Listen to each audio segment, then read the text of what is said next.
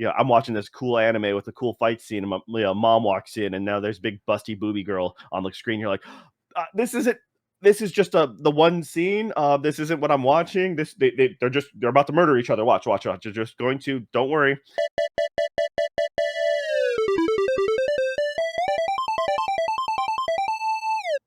Hello and welcome to another Dead Pixel. We're a podcast about video games, anime, entertainment, life, a little bit of everything in between. I'm your host, as always, Joe, and with me, the gentleman who just can't stop watching anime, even in public. Nick, how you doing, Nick? I'm doing good.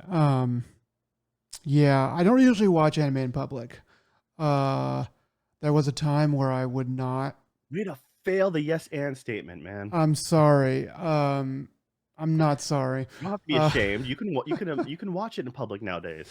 I you mean, it's kind more of socially can. acceptable. You kind of can. You know, you know,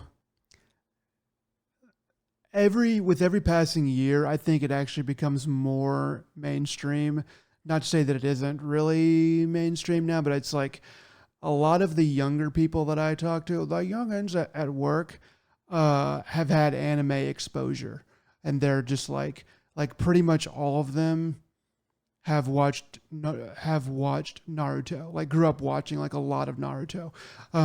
Whereas I think in our generation, there's a lot of people that watch Dragon Ball, but it's sort of a man thing, sort of a guy thing, to have watched Dragon Ball, and even then it's sort of a subset of dudes. It's more common, but I think that as time has gone on, that there it's more, you know, both genders kind of watched a lot of Naruto, um, and then it's just more ubiquitous. So now, yeah, I think I could watch anime, um, and at least I know the younger generation would be like, yeah, he's watching anime. Like, what's the thing? But I know the older generation would be like, what are you doing? You're a grown man. And I it's just just remember in like 10 years ago, there was a meme or something, a post that went around Reddit where there's like a guy on a subway, and the photo was of the reflection of the window behind him, reflecting what he was watching. He goes, "This dude just does not give an F," and it's just him watching some hardcore, um, H material. And H he material. then later on down the comments, he's like, "Hey, that's me." Yeah, that was me this morning. I was going and to prove like he said what line he was on and No everything like that, just way, outed himself totally. dude. I mean, double down. You may as well. Like, he really doesn't. He's like, you're right. I really don't care. And here's my address. And here's where I work. So you can prove it. That is nuts. I mean, there is somebody that I don't really know very well, but see often, and that's where I'll leave it. And that person carries their phone around and does watch a lot of anime on their phone, like all the time. And yeah, that's just the way they want to live, and that's fine. That's cool. I kind of want to talk to them about it, but I also just think that we would have hit it off by now if we had anything really else in common. And yeah, but yeah, anime in public. That's got to be like it's got to be like it's like a hashtag. We got to make that a hashtag. Anyway, Joe. Yeah, well, I just assume it's more natural with kids nowadays because it's on more channels, it's more exposure. I mean, I've mentioned this before, but going into Target or any of those stores, the middle school me would have just lost my mind just being able to buy, anything like from a Walmart or something, be like, hey, they're selling Dragon Ball shirts, or they're selling any Dude, anime in general. I know It's it's it's or comic book stuff because that was still rare back then. kids these So days are so that freaking spoiled. But that is what Gen Z has gifted us is that we can always be thankful for that. Joe, how are you? What is your mental state like right now? Are you in a state of turmoil? What's how are things going? Well, I'm not as good as you were last cast where, 3 beers down, but I'm doing okay. Uh, yeah, no, things are going. as well as can be expected. I mean, it's finally starting to cool off. The world's not on as bit of fire, so It's finally yeah, dropped, what, under 85 degrees up there or whatever you call yeah. heat. It was sweltering for a bit. Good time to go to the pool with the kids, though. Uh, Okay. Okay. yes. You're gonna No, make me mad if you keep talking can't about it. complain at all. Okay. So, Okay. Okay. all right. Well, Yeah. let's get to the news. Yeah. So what are your important things that you have to tell us this time? Something that we have to wait to see if this is a real thing or has merit, but it kind of brought joy to my heart. People are losing their minds over Astro Bot. It got 5 stars, which a 5 out of 5 star review on Video Games Chronicle, which they don't really pass out very often. There's some pretty good games. At least I thought they might be pretty good games that got like 4 stars and stuff like that. Um, so that's kind of high praise. And then also, I think Kotaku has had some good things to say about it. Um, so yeah, Astro Bot, platformer coming out for the PlayStation. Apparently, very good, very good. So that just brought joy to my heart. Did you ever play into the Astrobot Playroom? You've got that right. Yeah, Astro Bot Playroom came with all PS5s. I guess what I mean is the VR version. I own that as well. Yeah, Yes, yeah. and that was so that's the PSVR one, and it's a great introduction to people. It set a high watermark for just a great kind of game because that was a rescue Astrobot rescue mission, Hmm. and they just did a lot of it's not as full flushed as some of the other games, but they just did so many smart things. Really got you to look around and have some fun. Played with the medium, so that's why everyone's like, "Come on, bring at very minimum, bring rescue missions to PSVR 2 because there's so many people who never played the original game on PSVR 1, but for some reason it just hasn't been brought over yet, and that's why a lot of people up and just announcing a new Astrobot, after the playroom, they're like, okay, well, can we get anything else for VR? And they've been clamoring for it, but unfortunately, it doesn't look like it's going to happen. Yeah. Uh, which is understandable. It completely you'd have to change it quite a bit, put a lot of money into it, and chances are it didn't make a lot of money. The original Astrobot, it's one of those critically acclaimed things, but Hmm. the market for PSVR one was so small that I can see them being hesitant to come out with a PSVR 2 version, but I mean, it'd be awesome if they did. At least nothing else, bring it to PC, and that way make it multi-platform. You know, so people on like the Meta systems can or the Quests can play it, and VR PSVR. That'd be great. Yeah. But yes, totally. Unfortunately, since like I said, since they haven't brought over the rescue missions, you're not able to play it yet. Uh, but for anyone else who has a PSVR one, it's honestly one of the best. Like it's let everyone, it's been said to death, but it's like the closest you get to Mario 64. As a Yeah. kind of like this is you played for a 3D game for the Nintendo 64. Mario was like a pinnacle. You're like, wow, this is what it could really be. This is kind of how awesome it is. So in that same like third person platformer style, it's like, but it really kind of invoked that same feeling. You're like, wow, this is amazing to play it in this way. So yeah, if you do ever have a chance to give it a shot, Yeah. I would recommend it to anyone out there. It's a real easy game, a real easy recommendation to for PSVR one owners. Yeah. Yeah. So that's coming out today, here, September 6th. And as Astrobot is coming out, as Astrobot, the new one is being born, we have another PlayStation property that is dying. Uh, Literally, they are pulling the cord, the rip cord on Concord. Therefore, you could say rip Concord. So anyway, so Concord, all jokes and puns aside, Concord is being shut down today, and it had a crazy 2 weeks apparently.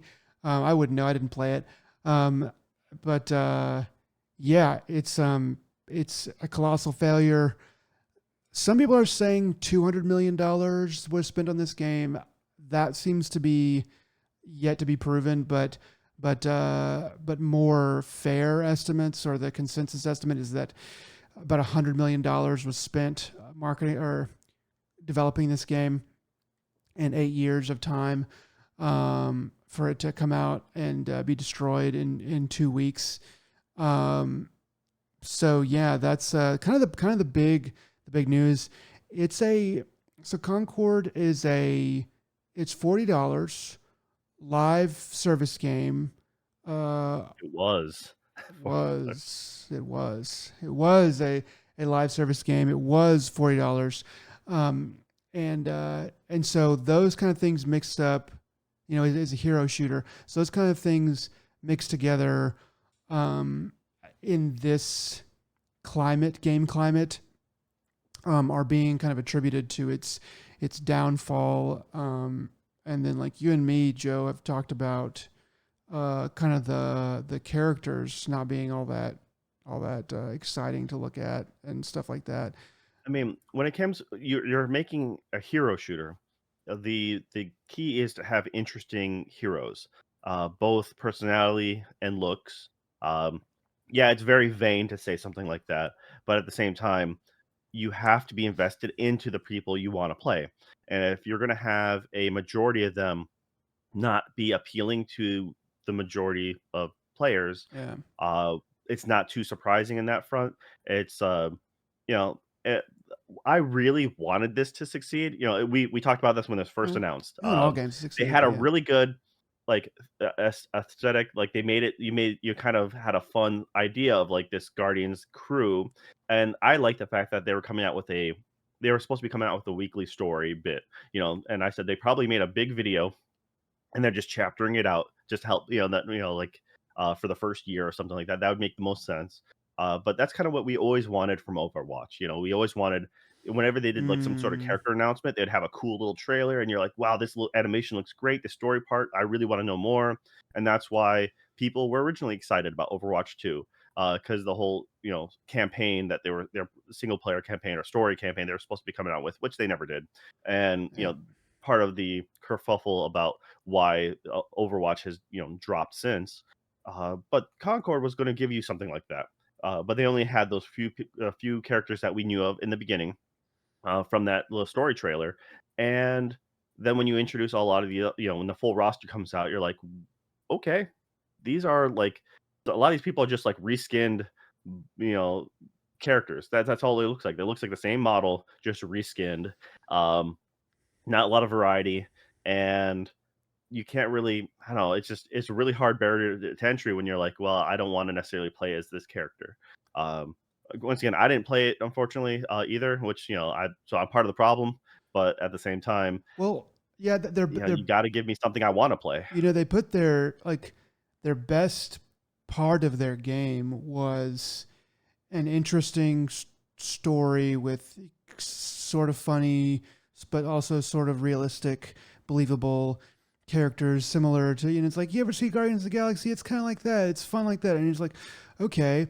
And then so you kind of go into that being like, that I like. If you do like that, you're like, that I like. And then they go, yeah, it's a live service game where the story is not, you're going to be drip fed to you. You're not going to get to do it as much as it's not going to really be about the story. And so, that was like, oh, I really wanted to play a story game, but this is not that. So bye. And then apparently, uh, the gameplay is not particularly great. People have not said anything good, like specifically good about that.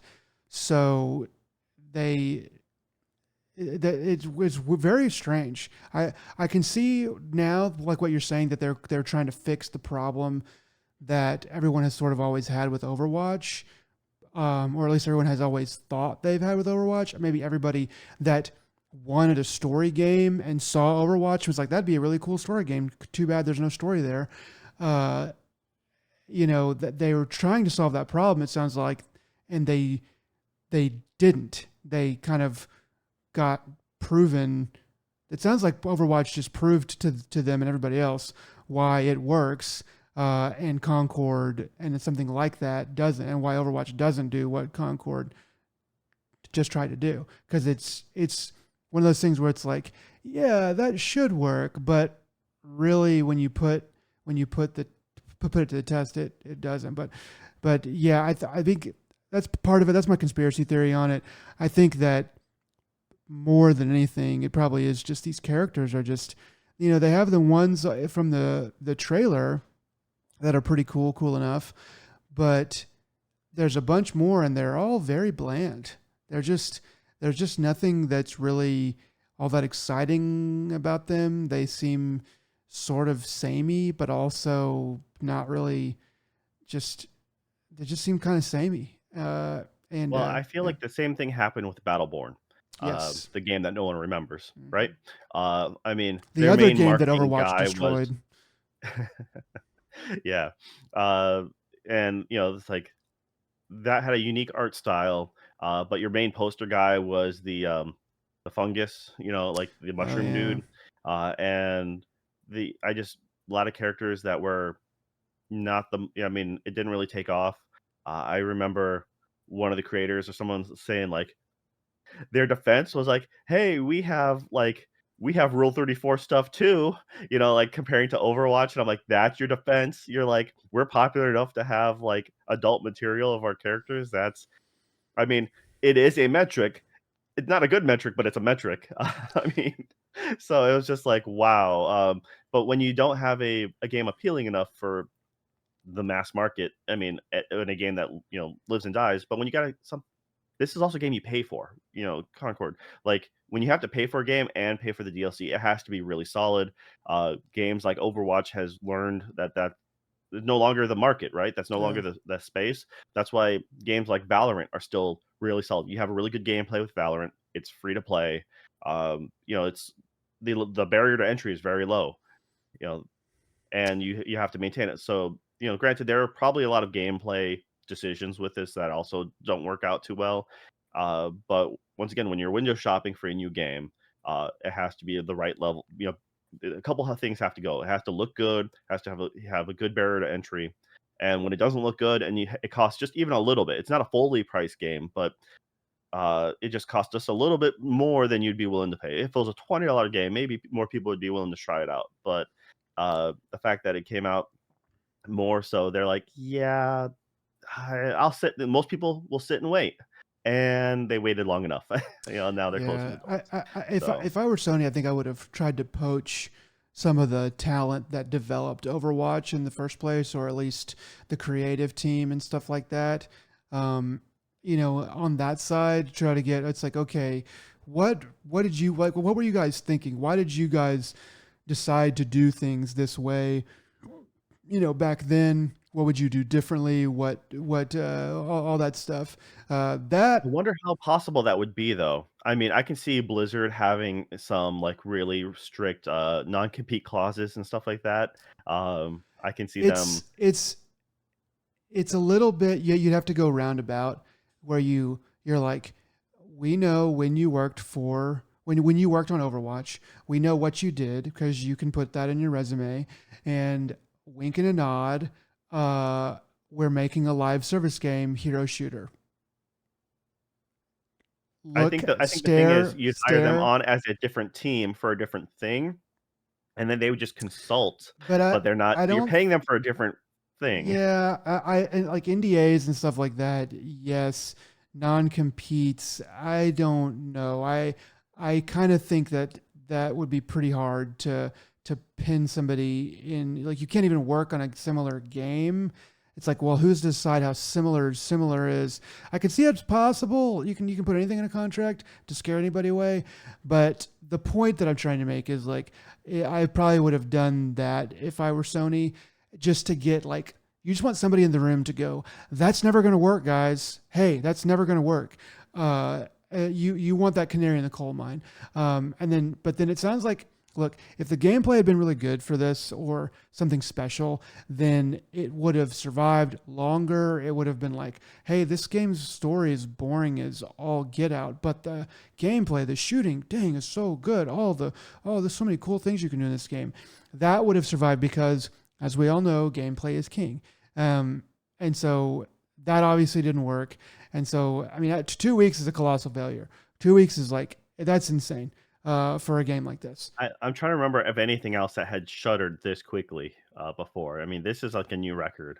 Uh, There's something this big that showed this quickly. yeah. Yeah, it might be a record. Something there's some smaller stuff. There's some Oh yeah. MMOs that have I gone mean, down quick, there's but there's some potential scam materials and stuff like mm, that too. But hey, the one silver outlining is they're refunding the people who paid for it. So yeah, good on you for not trying to scam. You did the right fine. thing by doing that. Better. Um, One of my favorite things to come from this was the Reddit had when they first announced this. I saw on Reddit they're like, now I'm just waiting to see the YouTube people trying to like the last five remaining people to try to speed run the platinum to this before they close down in the next 4 days. That's what they've been Um, saying. Some of the news articles I was reading was like people are doing weird things to try to get the platinum on this. And one of the I think a Kotaku article said why people are throwing themselves off of buildings in Concord. And I was like, oh, it's probably because of the platinum. You have to die so many times or something like that to get it or something. So yeah, that's kind of dark.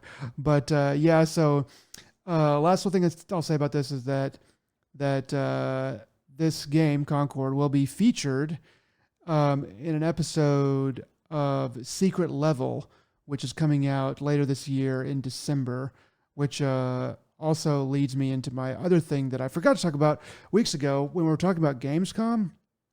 Um, I was like, dang, there's one more thing that I forgot to talk about. Oh, well, and we just went on.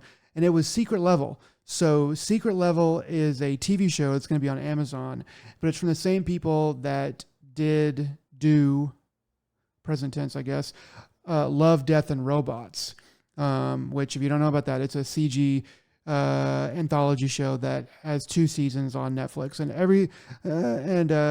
pretty much every episode is pretty dang good as far as I've seen. And some of them are kind of weak, but most of them are pretty good to really great. So I recommend that. But Secret Level is similar to that, but it's going to be all about from popular video game properties, whereas Love, Death, and Robots is original content. Secret Level is related to video games you actually have heard of and care about ostensibly. I think Halo is going to be involved. I don't want to say too much because I don't really know for sure, but I know that they are games that you're like, oh, okay, I know that game. That's really popular. Blah blah blah blah blah. But anyway, that was one of the things that I got that I am actually pretty excited about from Gamescom is because Secret Level because the Love, Death, and Robots. I have really enjoyed both of those seasons. Looking forward to if and when they come out with the third one. And I think the Secret Level is going to kind of act as that. And I will be watching that probably as soon as it comes out. I'm going to at least test it out and then see that first episode, see how it goes. But the other thing is that the guy that introduced Secret Level, he was having a really hard time getting through it because kept saying he was getting choked up and kind of crying, and I was kind of like, I don't really see you crying. It just seemed really weird. I was like, so I quick looked it up. The episodes for Secret Level. Let's see. Featured games and series are Armored Core, Concord, Crossfire, Dungeons and Dragons, Exodus, Honor of Kings, which I'm not actually familiar with, Mega Man, New World, Eternium, Eternium, and or okay. Pac Man, and just PlayStation. So PlayStation as a whole, I guess. Okay, so not Halo. Sifu, Shut up, Nick. Okay, uh, yeah, yeah, Sifu makes sense. Spelunky, The Outer Worlds, Unreal Tournament, and Warhammer 40K. Warhammer 40K. Okay, that's pretty cool. Yeah. So that stuff, that's actually pretty good amount. I don't know how many episodes it's going to be to say, or I would assume each one of those is an episode, right? So like 10 or Y 12 you'd seems like. think, maybe, so But anyway, but yeah. So that looks cool. The only other thing I wanted to say about that was that the guy that introduced it, he just kind of kept pausing to like kind of cry, but he never really cried, and I thought that was really strange. I was like, dude, just shut up and say the thing. Anyway, so yeah, yeah, that's a secret level, which I was excited about and meant to talk about a while ago. Did you think that you're gonna watch this, or are you gonna be like, F it? no, I also liked, you know, the, Love, Death, and Robot, so that I mean, I'm trying to remember if I finished season 2. I know I really like season 1, and I remember starting season 2. I actually can't remember, It's been a finishing while. it actually. Yeah, So the, though this seems pretty interesting, I'm gonna for sure watch at least a few episodes, check it out. but I'm not sure if I'll watch, I'm kinda curious now what they'll do because out of the 15 titles mentioned, the stories, you think they're gonna continue with the Concord one? Or are they just gonna cut it? Or are they gonna add some extra blips to it, I think it's probably Um, I think it's probably done. Oh, that's what you're saying. Well, I think it's probably done, and that they may or may not go in and add some extra blips, something like that. Like maybe if they had like another piece of work that they were going to do for something else, they might go, okay, we're going to add that in, and instead of it being a 30 minutes, we're going to be able to turn it into like 50 minutes, and maybe try to just give the people a little bit more of what we were going to drizzle out later. what you do is like, I was thinking you remove it altogether because they whatever marketing deal you got is dead now, right? So you got they probably got their money's worth out of it. You remove it, and then you add it as the deleted scene for the DVD release or something like that, and be like, because you wanna promote the positive and not Yeah. necessarily promote a negative or something like that, so it's like, yeah, you got It might, classic stuff, I you got mean, it depends on what secret level, what their lawyers have gotten out of Sony. It might be like, hey, no, this is the show we were promised, and it's like an episode thing. It's like we promised Amazon, because Amazon's involved with this too. We promised Amazon 15 episodes. You're trying to cut one out. Do you have one to replace it? Oh, you don't? Okay, well then guess what? You're gonna have to, you know, put that in there or something. I Alright. could see how the Well, Nick already contracts would gave you be. the answer. It's Halo. Halo's coming. It's the secret episode. Nick Halo. called it out, here first. Yeah, it's Make it gonna happen. replace Concord, and it's gonna be. It's gonna not. It's gonna be, yeah, Shadow episode 16. So anyway, that was something that I was excited about. Yeah, it's so yeah, that's two perfect segues right there, right in a row. But I'm all out of segues, Joe. Alright. So you're gonna talk about Yakuza next. So there you So go. so yeah, this was another interesting thing that I thought that I saw that I wanted to ask you about. So the Yakuza people, the Like a Dragon people, they in an interview said that they are kind of going to double down, and they're just going to keep making their games where the subject matter is some things that are relevant to middle-aged dudes. Um, and I was like, good on you guys for sticking to your guns. Um, and anyway, like, you've played a lot of the Yakuza games, um, and I was just wondering what you thought about that, because I thought it was like, okay, that makes sense, and there's probably a bunch of middle aged guys that are making those games and have been for a while. It'd be kind of weird for them to change it up, and it probably wouldn't be very good. But if they did, but anyway, what do you think about that? Yeah, I figure it's a slightly younger demographic, but still in the same ballpark as, like, all of Liam Neeson's new films, anything Taken and pass onward, it's, because Taken showed, like, "Hey," at that time, like, "Older dads, you too can, be a badass," Mm, and it's that fanfic, and you're appealing to that age demographic, and that's all his movies ever, like, "Okay, okay, dad, you can now punch a wolf. Here, this is you can imagine yourself being this, character. It makes sense though because the Yakuza games are a soap opera or melodrama for that middle-aged man or like they originally started when they were younger, but the series has been going on for so long that it's most definitely meant for like uh, people within anywhere from late 20s to like early 50s. You can kind of still get that age grouping.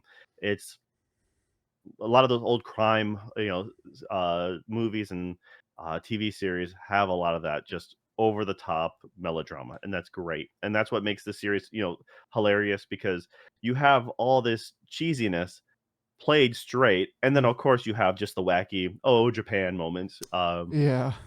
Granted, with that also comes the super cringy stuff that you're like, yeah, maybe you should tone back a lot of the idol stuff or the having real world women as your hostess. Like Mm.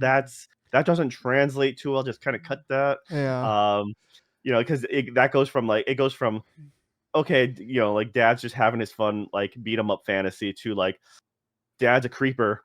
Maybe you should not do that. Like, there's no Yeah. way. It's one of those things that like, it's like the anime fan, like trope of, I'm watching this cool anime with a cool fight scene, and my mom walks in, and now there's big busty booby girl on the screen. You're like, this isn't.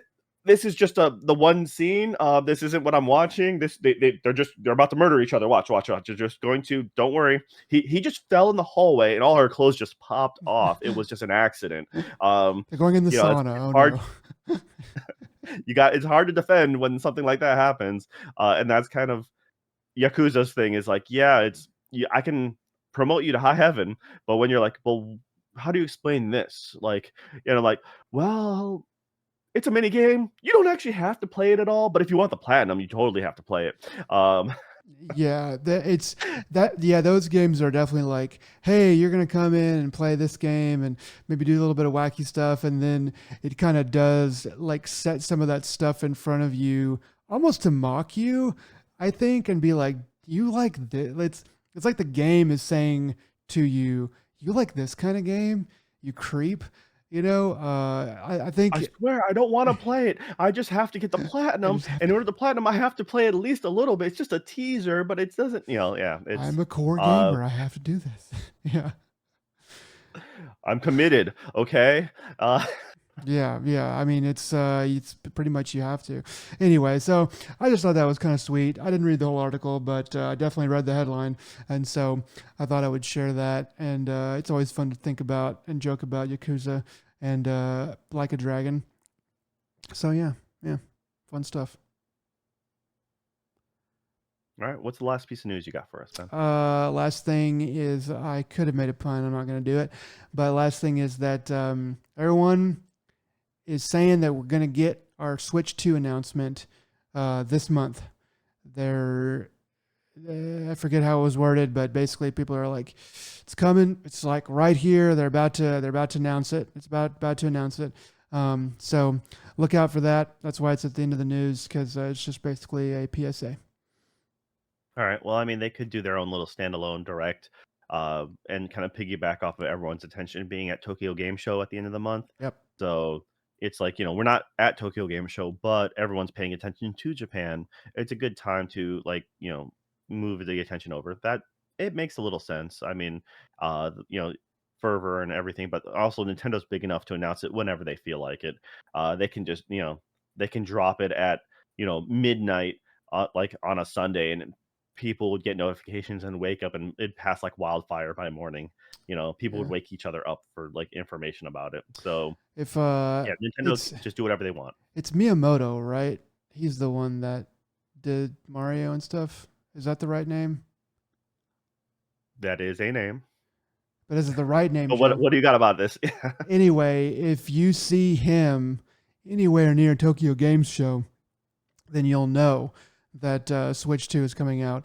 And if you see anybody being hustled in from a limousine or from a car or whatever into the show, but they have like a bag over their head, you'll know that that's Miyamoto and that Nintendo's just trying to pretend that trying to keep it secret that they're going to be there, and they're going to announce it and drop. I don't think they'll actually attend the TGS. Once again, they don't need. That's the thing. That's what I'm getting I at. They know, don't need to piggyback off but of it's this. fun to think They about, can just though. It's fun. They're going to drop. They're gonna be like, they're gonna try to pull the rug underneath Sony for like Sony's gonna oh, whenever Sony releases their big thing like the do it Pro, again. then they'll just like they have a video ready to go like Sony just released it. And then like 5 minutes later, when people are done watching, upload it, and then it's just like the news just gets swept away. You're What like if they did that Sony to announced and overshadowed by by Nintendo pre-orders going now. What if they did that to Sony again, and it was like they tricked them into thinking that they were gonna partner with them for the PlayStation 6, and then at the last minute they pull what they did for the I guess 64 64. or whatever it was. Yeah, that'd be wild. I think that'd be a literal war that would go on after that. But what I was gonna say is, like, they announced that the Switch 2 is this is all the cool things about it, and it weighs 8 pounds, and we're giving them all to you today. And the ceiling opens up, and like just like thousands of like 8 pound boxes of Switches like fall onto the crowd, and it's just like horrible disaster. That'd be hilarious. Are you okay? Yeah, I'm fine. Okay, just making sure. All right. Yes. On that note, on leaving off of Nick's fanfic, we are moving on to the games. All right. So What do you I got was for able us, to play Joe? a What few games things. did you play? I played. A buddy of mine had picked it up and let me play his copy of Children of the Sun. Don't know if you know this game at all. I didn't know this game at all. But they're like, this game's kind of weird and wild, and uh, it's it's a Devolver Digital. Like, I think they ended up just publishing it. But it is most definitely like, oh yeah, totally, like kind of like if I tell you it's like Annapurna game, you're like, oh yeah, I can kind of get an understanding. Like Mm-hmm. Devolver Digital, yep, this is that weird kind of thing that they like to back themselves behind. Um, Yeah. Children of the Sun, to be just, it's a real simple game of you being a sniper. This is gonna be the most boilerplate thing. You're a sniper that is going around murdering cultists, and that cult is the Children of the Sun. The What makes this game unique though is it has a really unique visual art style. Mm-hmm. You look like a straight up serial killer. You're wearing like a hockey mask all painted up, and the story is kind of in small like cutscenes with no actual dialogue. So it's just like little bit, like cutscenes, no voicing, no text boxes, and essentially you kind of escaped a cult and now you're getting revenge. Is Mm. kind of the gist of it. Uh, what makes this game unique is it's a puzzle game. It's Oh, a puzzle sniping game where you get to map out your yo. shots, your kills, and you're actually on a linear path. Like you can only go left to right, and as you're circling the perimeter to a certain extent, you mark your targets, and the moment you fire your first shot, you make contact, and then you can control and re-angle your shot mid-flight. So the Uh. bullet hits one person, you change you're the bullet, and you end up changing and finding your next target, and then you go straight to them. And when it's all said and done, you get a top-down perspective of your trajectory. So you're like, yeah, this is how you killed everyone in the level, as you zigzag around, and they slowly give you more and more abilities as you play through. And it's just a really fun little puzzle game. It's one shot and that's it. One shot, So 8 kills, or one however shot, many. all the kills. Oh, yeah. Yeah. It's if you screw up, it's real easy to reload. And it's actually a really fun game. There's not a lot of depth to it. It's like a perfect in between game. Like Yeah. I think I'm not sure if it's actually on the phone. I was playing off of Steam. The So it feels like it's like a perfect kind of phone game. Like pick up, play a level or two, put back down again, Okay. and that's kind of you know it's shoot, it's only like a handful of hours, like 5 hours or something like that. Yeah. Um, but it's so it kind of after you like, after a certain point, it kind of gets a little repetitive if you're just playing it straight, but I think it's best played in little small bursts. So, like, hey, and that's what kinda what I was doing is I'd play for half hour or something like that, a couple levels back to back and, before meeting up with a buddy to play online, or it's just like, "Hey, I got a little downtime, just quick jump on, knock out a few," and it was challenging enough, and it was, yeah, I was pleasantly surprised. So, never heard of this game before. I think it might have been announced at the Devolver Digital like thing they did over the summer, uh, but honestly, I couldn't remember. And yeah, it's just like it's a cool little thing. It's not that expensive, and a buddy of mine shared it on me with his Steam library. So I was like, yeah, that's totally the way to do it. But Yeah. it's a fun game. Yeah, it looks like a good idea that's kind of explored to probably how much it needs to be with, a couple hours, handful of hours. Unique art style. Yeah, you can always count on Devolver Digital to come up with stuff like that. They really do have a lot of, even when they're not winners, it's like, okay, I'm glad that somebody made that, and this is at least that, and it sounds like it's actually from what you're saying, it actually sounds like it's pretty good. It looks interesting.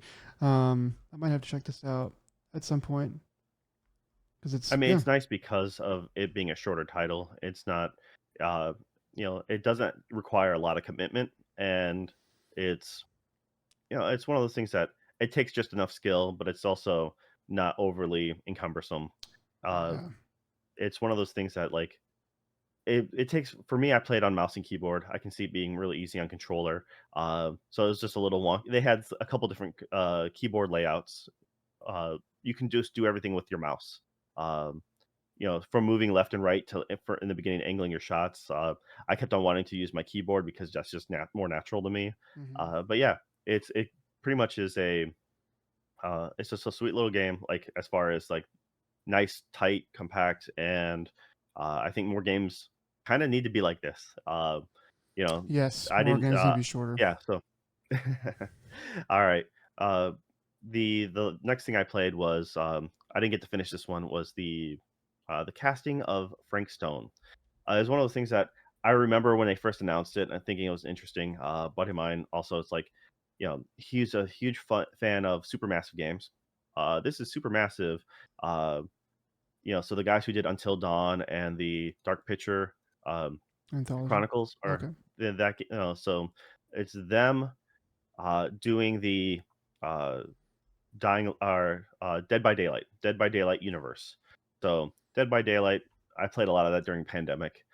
It's one of the only games that I really it's like I think what you call it the asymmetric. It's 4v1. Mhm. It's people trying to you're a survivor trying to fire up generators in a horror movie theme. And you have different serial killers kind of coming at you. You got like Leatherface, Michael Myers, and then you got a lot of the like Jason. spoof characters based off of um, this game has been going on for so long that they have major franchises tied to I think they have, the Xenomorph in it now. They have Resident Evil, villains.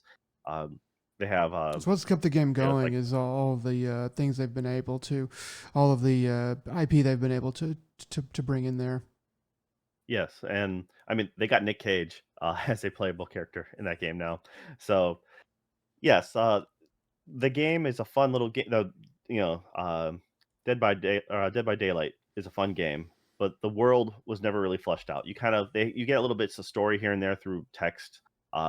And if you really want to dive into it, like a Dark Souls game, you can probably find more story to it. But I was never one of those people. And but yeah, but it's being Supermassive is doing the story, a single player campaign for. And like that's kind of awesome. If you know a supermassive game, this plays pretty much like that. You hunt around for clues and stuff. There's always like multiple choice dialogue options and kind of all the gameplay is for action sequences is pretty much quick time events sort of thing. And this game, uh, all said and done, I like I said, I'm only a handful of hours into it, like like 4 or 5. I don't think it's not a terribly long game, but Uh, it's not really, that scary. Mm. It's just like it's a horror game that doesn't feel like the stakes are really all up there. Um, I think if you don't explore everything like I do, you could probably be done, you know, pretty soon. But like, I'm about halfway through it, and I think I should be like I think most people would be done within like 6 or 7 hours probably. It's kind of like a survey of a horror game. It's like, this looks like a horror thing. Where you're just kind of going through, but you're not actually scared. You're just like, yep, that's the horror thing there. There's the hooks. There's the bad guy. There's the lighting in such a way that makes it look scary. Is it kind of the screenshots I've seen and what you're saying make me think it's kind of like that. So kind of, it's once again, if you're a fan of Dead by Daylight, you see a lot of the story tropes. You see a lot of the imaging and like okay, there's a lot of hints to the story in general, but just the thematic, like you walk in the beginning, you get to it takes place in three different timelines. Essentially, it starts you off in was it 1963, then it's there's a current timeline. So it's like 2024, and then there's a 90 shoot. Or no, I'm sorry. It was an 80, like a 87 or something like that. I forget now. There's an 1980s, time frame, and yeah, it's just like, all right, you start to easily piece together. Okay, this is kind of the story of a specific person, um, and the whole Frank Stone is essentially he was this monstrous murderer kind of guy who he's your Freddy Krueger as it were, or something like that, and he dies in a steel mill, and so his like essence permeates that steel mill. And uh, yeah, it's one of those things I like as a fan of the um the dead, the I keep on wanting to say Dying Light, unfortunately, but Dead by Daylight. Dead by Dying Light. It's a problem I've always had with these two titles. But yeah, Dead by Daylight franchise. It's like yeah, it's always a neat thing. Like, why is this happening to like, these people? Why is it that when you like, the entity, as it were, like that's what they call it. They call it the entity. Um, but like this overall evil presence. Like, why is it going on? And like I want to know more about it. I don't think it's really providing a lot of answers. It's a fun little story, um, but at the same time, it's kind of the visuals are there. It looks good. The facial caption is good. Supermassive Games does what they do best. But Mm, at the same time, the gameplay is starting to feel a little stale with the Supermassive Games. mm. It's kind Same of always same tropes, old for them. kind of. So if you played one of their games, you've played them all. Yeah. Um, it makes me more excited actually. It kind of makes me more excited for the Until Dawn remake because they've shown some screenshots of that recently and how much better it looks than the original. Uh, and I think playing a game like that might be more enjoyable than saying playing the casting of Frank Stone. It's just Okay. in my opinion, it's like a 6 or something. Playing on the computer, before like when it starts to a new area, a new chapter, there's always some major hiccups and the dialogue will go, and then Uh, the freezes, and then all of a sudden the screen picks up, but with no dialogue until the point where they meet up. They're supposed to meet up again, and then it continues on. And it's like I tried, pausing it for a moment and trying to let it, like process in the background. And like maybe my settings are just off, but I think the frame rate's all great when it's actually up and running. It's just that initial beginning of each chapter seems to be like have hiccups. Um, they have a lot of little novelty nods, like you can collect things here and there that like from the Dead by Daylight universe, you little dolls, little trinkets, and like those are fun things. And the story's just okay. But it's nothing too challenging, nothing yeah. too amazing, which it kind of is a downer. I think the best way to play this is you can play this couch co-op, kind of like pass the controller to a friend back and forth. But Mm. once again, it's just not as challenging as some of their other stuff. I think you're better off maybe playing the Quarry, as far as supermassive games go. And that's just yeah, Yeah, because these it's not a games, full price game. It's the best way for me to put it. It's like mm, so it's a little easier to swallow, a pill to swallow. well, these And if I kind of wasn't games are they're they're not live action, but they're live action-y. They're games that if I was going to have somebody play a game that didn't normally play video games, that maybe didn't even like video games, it's this kind of game where it's more story driven and more like a movie and not maybe the gameplay is a little bit lighter that uh that would be good for introducing people or showing people, so I think that's where that has an advantage, but it still has to be, good and interesting in the gameplay itself. I mean, it has to be, it just has to not be clunky. And then also the hitching, and because that's where I put my money. That's where I'd put my focus on.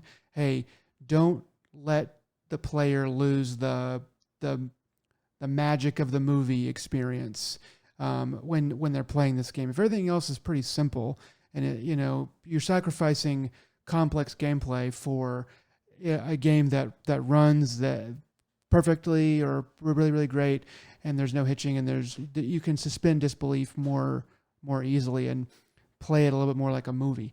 Um, but yeah, it sounds like maybe needs a little bit more time in the oven, or just didn't really get. Yeah, I mean, I don't see them.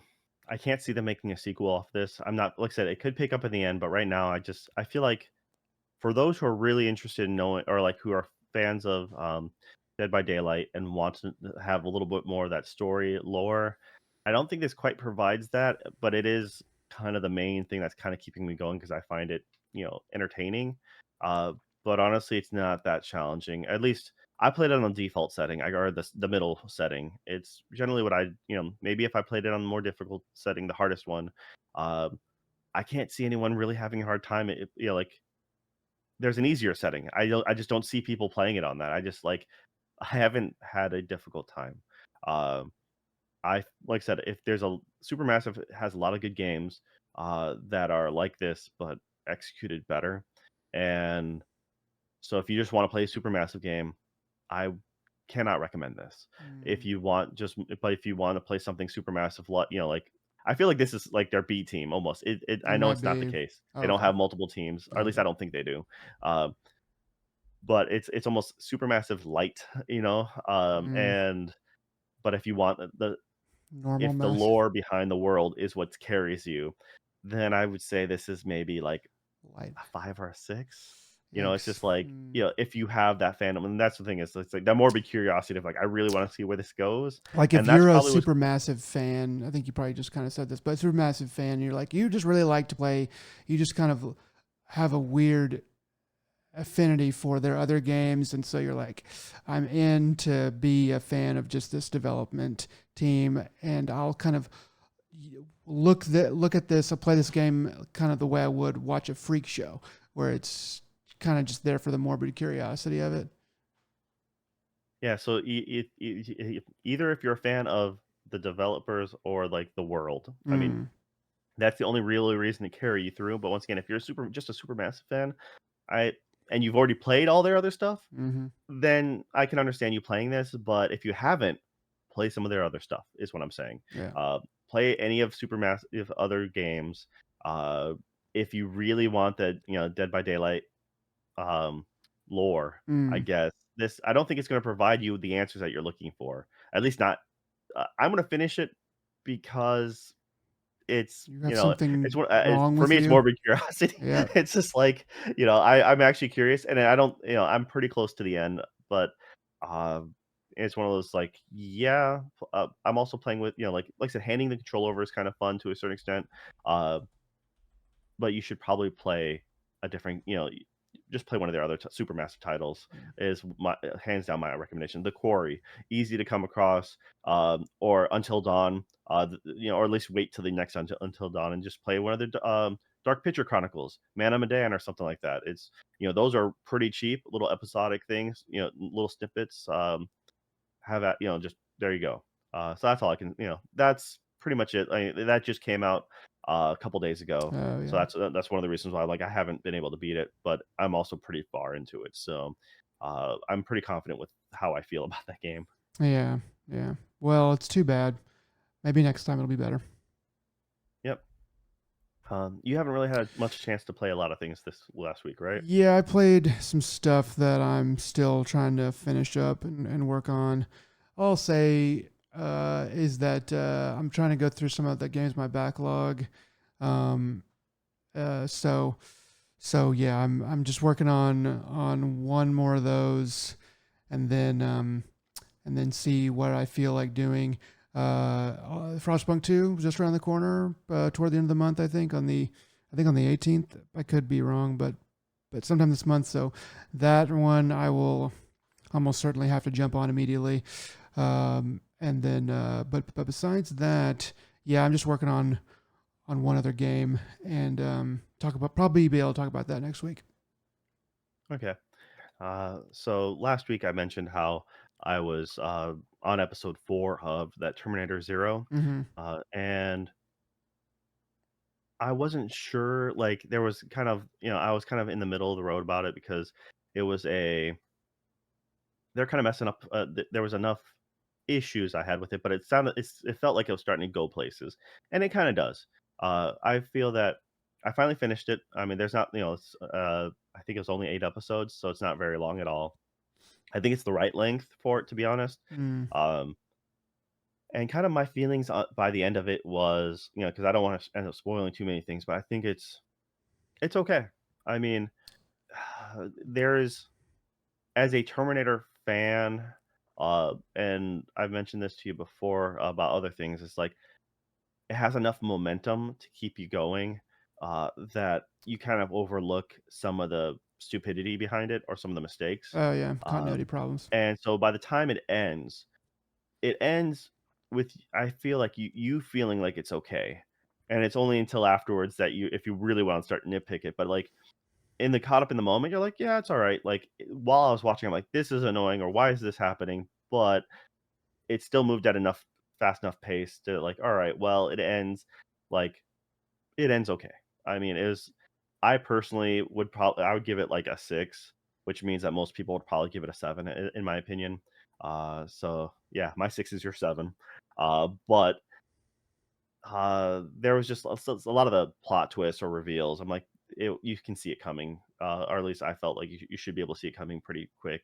And there was yeah, I know. It's once again, it wasn't a waste of time, but it wasn't like they answer at least one of the things about the timeline stuff because there's always that paradox of, from Terminator 2 or any like or Back to the Future when you have a singular timeline, you know, if you try to send something to back in the past to change it, that means there was never a reason if it got fixed, there was never a reason to get sent back into the past. Therefore, if no one ever went back in the past to fix it, it would stay broken. Um, so yeah, they did address that. Like my whole argument behind that is if you have to stick with a single timeline, um, it becomes like Schrodinger's cat, where like it your reality doesn't exist until you see it. And so because people see the time traveler, like Kyle Reese from Terminator 1, he appears in the 80s. He is physically there, people see him. It doesn't matter if his mom dies in that timeline now. It's not like he will vanish like he's not going to Like vanish like Back to the Future yeah, because he exists. He's literally a physical entity. Everyone acknowledges his existence. Um, Now, you do run the issue of, like, him living in that timeline and then becoming, like, an adult, and him also being there simultaneously as an infant, um, but he does exist. That's how I've always, been able to argue that with my friends. Like, the moment that you're visually there, that's how you argue the one timeline. Granted, the more popular thing is branching timelines, like the moment, from Kyle Reese lands in the '80s, everything splits off. They changed it up in this one a little bit, just saying, "Hey, all right." So slight spoilers. They say, "Hey, when you time travel and back in the past, you don't actually time travel to that point in our timeline. You are just traveling to a new timeline at that point in the past. So it's no longer so every time you time there's a travel, part of the it is a multiverse different that is the same time as us, but they are behind or something like that. It Yeah. you're going to that same date in a different timeline. You are not affecting our past. You are affecting someone else's altogether. So you're affecting a different world. Like so. 1987 in a different timeline. It's Right. so it's like that, and then so therefore you're affecting that point in their past, creating their new future. And Hmm. then so instead of being going back and forth on the same line, you're going back on a different timeline affecting that, and then if they send someone back to the past, they're going to a different timeline. So it's like, okay, they Yeah. explain it in a acceptable way. um, which they're that's kind of neat. The other stuff they try to be philosophical with or trying to address, like, it's okay. And there's a lot of stupid stuff that in the series that just you do it because of plot, but it just doesn't make a lot of logical sense. But you can once again, enough action happens where you can omit a lot of that and just be like, okay, I'll just blur it out of my mind. But I have a whole list of like, just because I wasn't sure if you were actually going to get to watching this, and I'm like, if you do, I can go deep into this, being like why I think a lot of it's flawed. But as a fan and everything like that, I still think it's an okay watch. I give it a 6. And then So okay, so but the action and stuff like that is worthwhile. You can at least action's enjoy good. that. Yeah, like I said, it's just overall, I think it's a I think most people would consider it a 7. It's good popcorn film. It's good. It's not a must watch. But if you're going to watch other things from the Terminator series, Mm, if you watch Terminator 1 and 2, this is an okay thing to watch. Like, most definitely better than, like, 3. You know? yeah, And there's all those movies in between that, we don't talk about. I think this is okay, but you don't need to watch it. but you don't need to watch it So, if you just don't really want to. Okay, okay. yeah. Alright then. And I guess, you finally gotten around to watching, a classic anime. So why don't you tell us about it? Yeah, that is exactly how I would describe it to a classic anime at this point in time now. So, from 2008, little show called Toradora that I have heard about for quite a while. Um, and, um, always heard good things about. Finally sat down and watched it and really thoroughly enjoyed it quite a bit. I I could be moved off of this number, but I'm thinking like an 8.4. A little bit arbitrary, but I think it's I around was there. gonna say getting granular there. Yeah, for sure. I'm trying to get granular, and as time moves on, I might move that little point around. But I think an 8 is pretty fair for something like this, especially over time. I think it's aged pretty well. Um, I really enjoyed this anime. The characters in an anime like this are the bread and butter. It kind of lives and dies by that. And the characters in this show are very good. They are very much each one their own person, but very individualized. They don't feel like cookie cutters. Even minor characters feel like they have their own personality and like they're not just there to serve the main characters goals or obstacles or whatever. It's like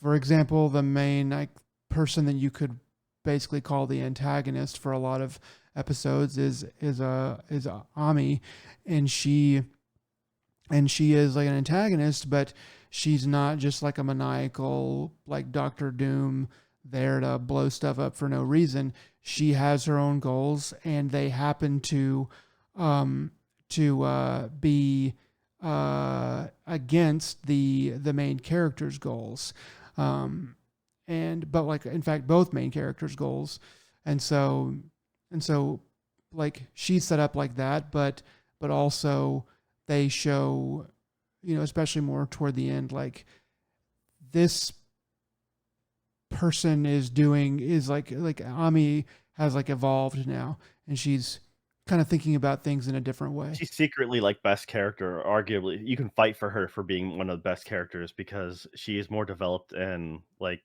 yeah, totally comes out looking, antagonistic in the beginning, and then you realize, her outlook, where she comes from, is because she's more of a mature character.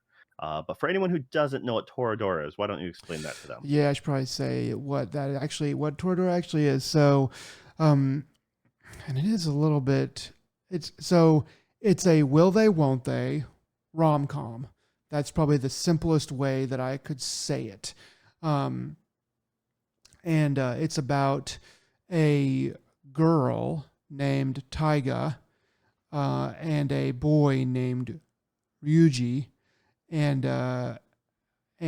so basically Taiga, the name sounds like the word tiger, and that's basically what they call her, the palm top tiger. And she's basically this feisty girl who lives next door to Ryuji, and and they are antagonistic toward one another, but hijinks ensue, and they end up kind of needing each other. She ends up living with him and his single mom, um, and and the catch is that they don't like each other, and she has a crush on another boy at school. And so I think it's established in the first episode that Ryuji is going to help her to catch this other boy. Right. And yeah. It's you kind of yeah. So Ryuji likes. They both like each other's friend is how it works, Oh, and okay. so they're Yeah. forming an alliance Minori. to Yeah. help each other out to support each other in their endeavors. Ryuji is always kind of misunderstood because he looks like a thug. He has a permanent frown, like Yeah. scowl on his face. Yeah. So he looks like a badass, but he's actually the whole bit is he's really soft-hearted. He's a clean freak. That's his like quirk is he loves to clean. And cook. And yeah, him and Taiga form an alliance because Ryuji he has a huge crush on Minori, which is the best friend character of Taiga, and uh, was it Yasaku is the Yusaku. main friend for Ryuji, and so they're like, that's who Taiga's love interest is. So they're like, yes, we will work together to help each other succeed, and that's kind of why they form an alliance based on that. Exactly. Exactly.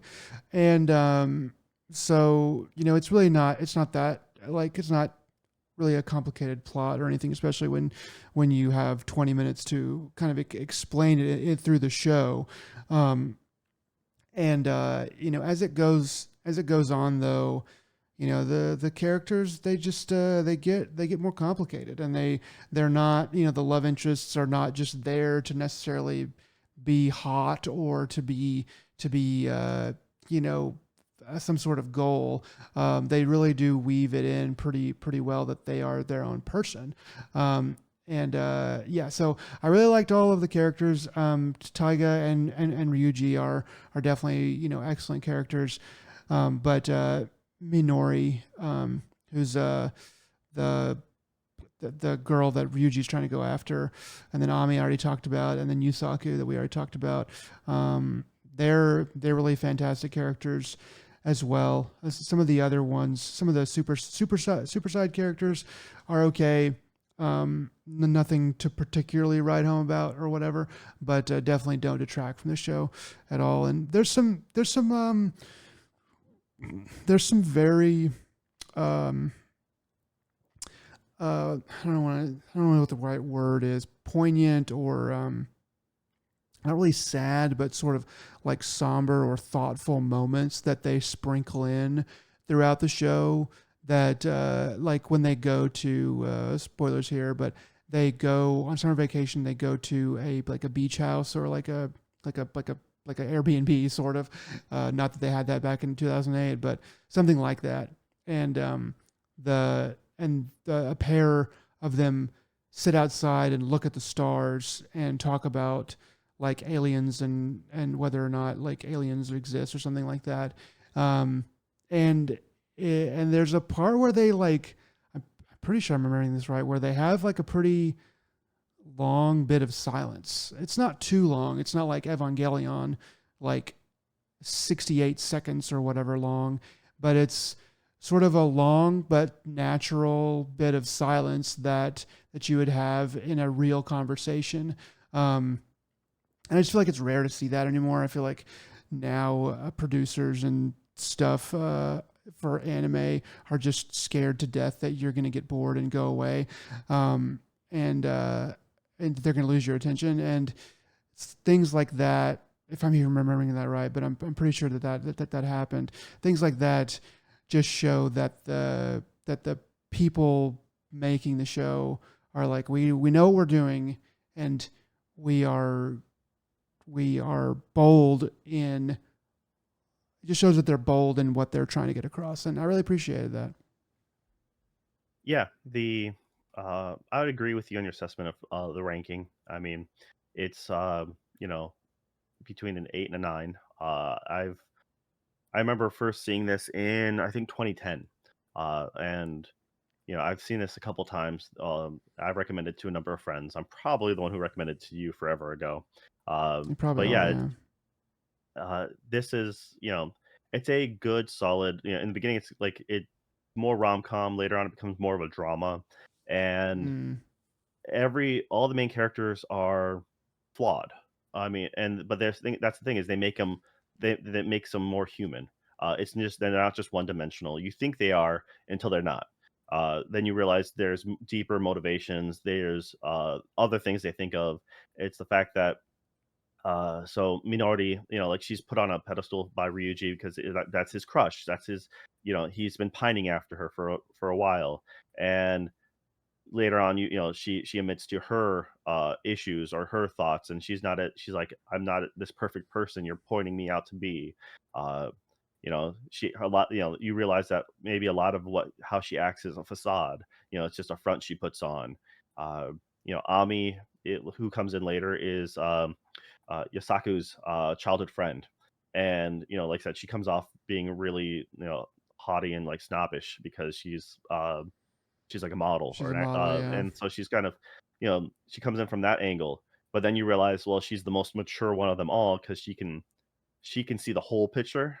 And but she's also willing to she's selfish. She has she She's has the person arrogant. she likes, and she's willing to pursue it.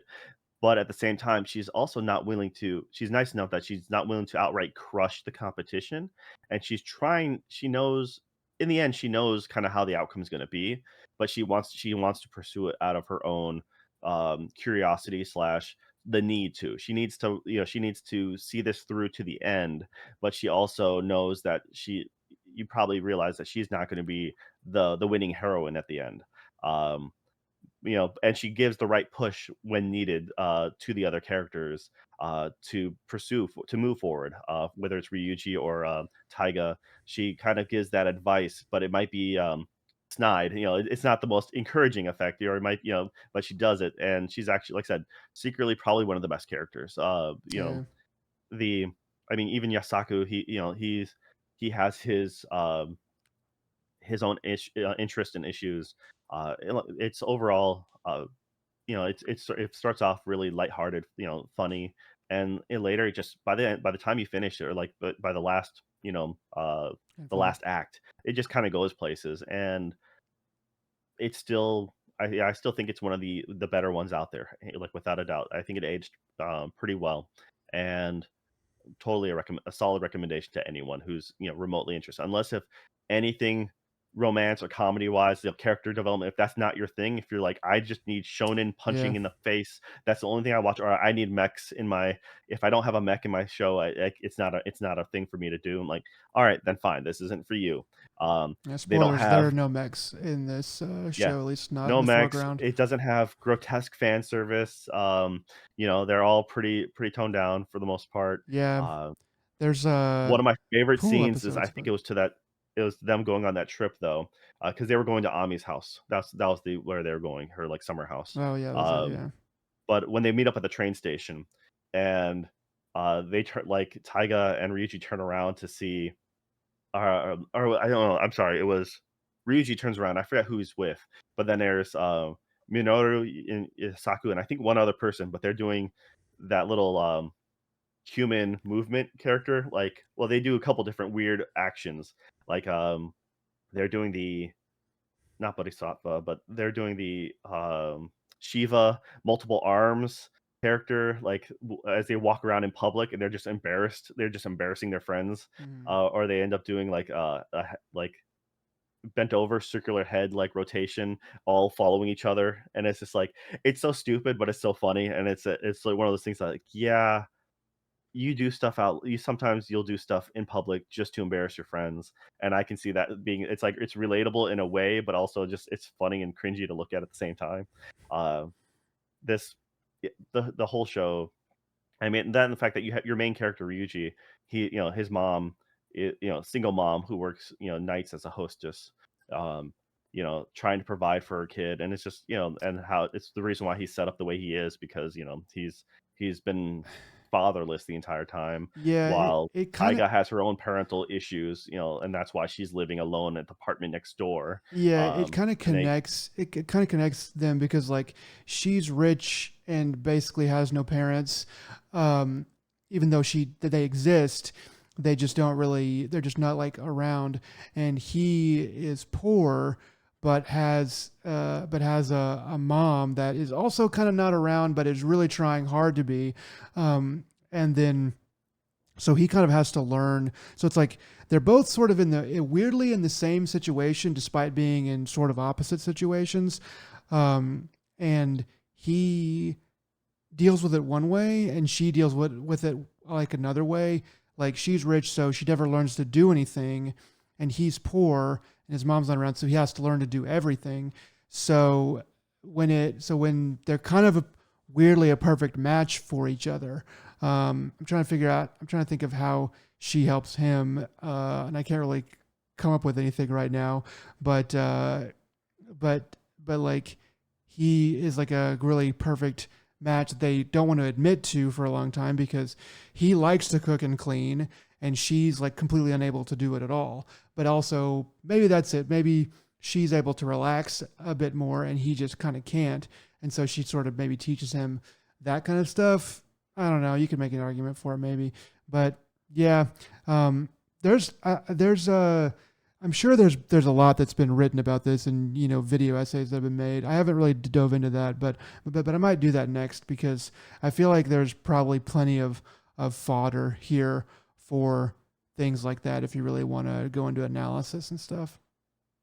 yeah, the so this for me around the I'd say around the this era of anime, the tsundere character, the Yes. chibi or the tsundere character became really popular. Um, there was this like uh, Luis the Zero or something like that. There was also Shakuga and Ashana. Those three are the ones that really stick out, but being like pint size and super tsundere angry characters. Um, and Tsundere's been around forever. I mean, I think most popularized originally from like Evangelion. You know, Asuka Mm, being like the poster girl for a lot of that. Um, yeah, she might be the and beginning of that.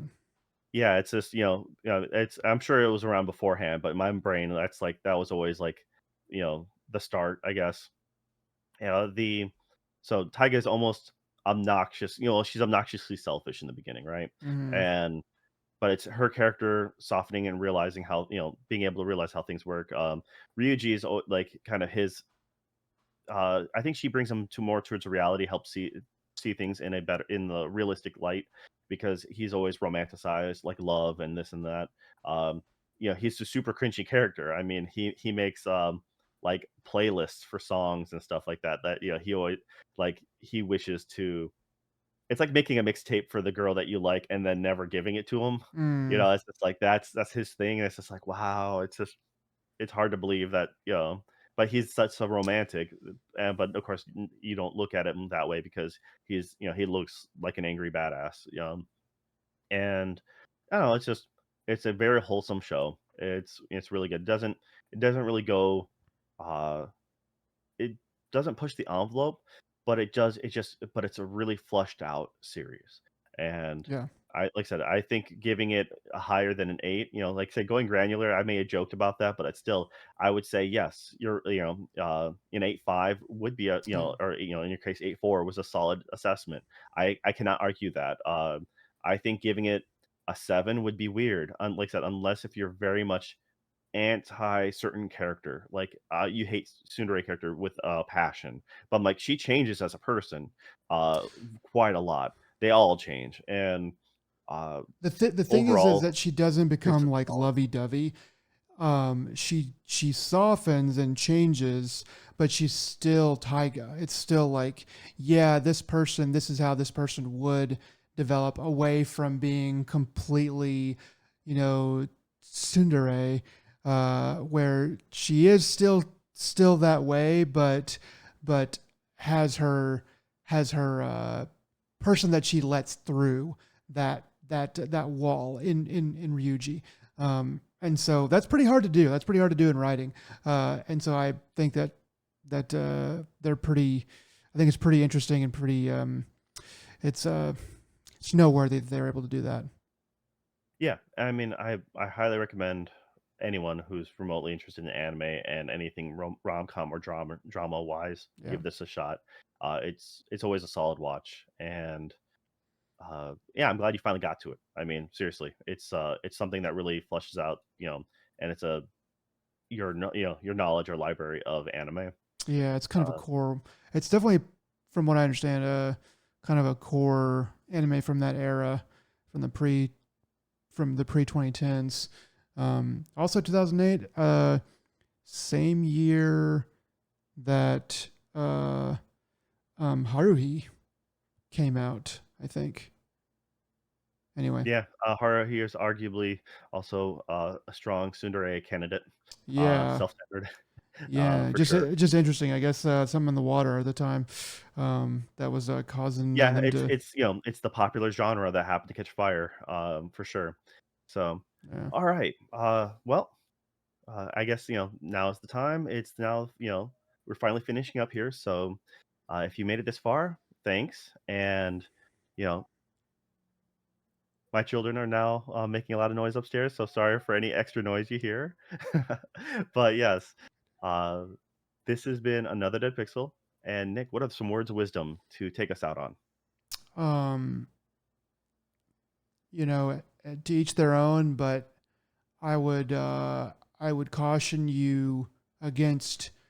I would say if you have to choose between tsundere and yandere, I would take the former. I believe you I believe you'd want to go out on top, and or like you'd go out with your lover. So I think you'd be yandere all the way. Yes. Well, If you can't have them, you'll be with them forever. But yes, oh, you mean like if I was going to be one of those? No, I mean like if no, no, if I was going to be one of those, then yeah, I would definitely be yandere.